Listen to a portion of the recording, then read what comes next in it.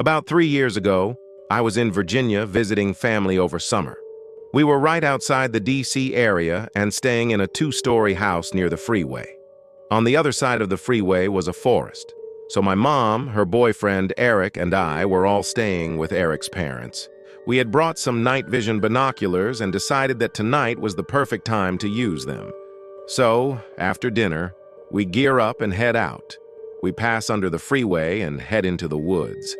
When we get about 5 minutes into the forest, we set down our bag and take out our binocs. My mom looks around with them for a while, seeing a few squirrels here and there.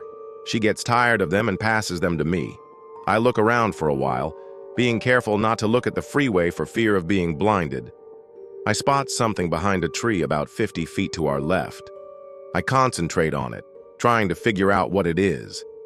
It looks like a pale, bald, anorexic man looking straight at us from behind the tree.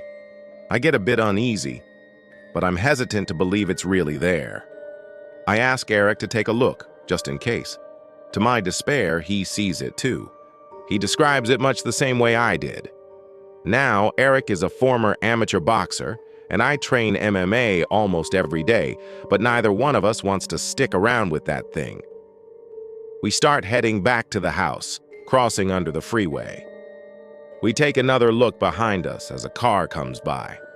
All three of us see glowing eyes lit up by the headlights on the other side of the freeway. We say fuck that and head back to the house.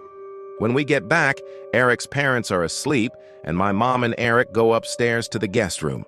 There's only one guest room, so I have the couch downstairs. I'm a little too excited after seeing the thing in the woods, so I end up staying up all night.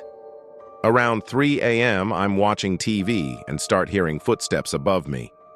I immediately remember our earlier encounter and panic a little. I try to calm down and tell myself it's just one of the dogs or maybe someone who couldn't sleep. I keep hearing the footsteps for a while until I hear a doorknob jiggle. I find it weird that they're trying to open a locked door, but try to ignore it.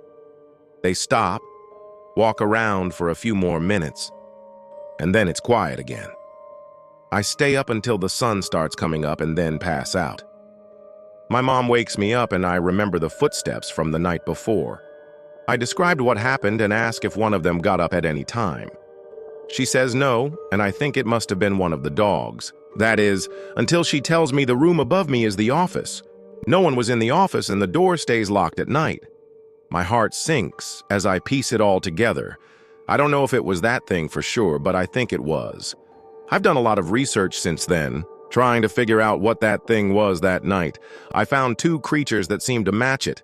I think it was either a skinwalker or wendigo. Whichever one it was, I'm just thankful that door was locked. I know I wouldn't be able to fight that thing no matter how tough I am.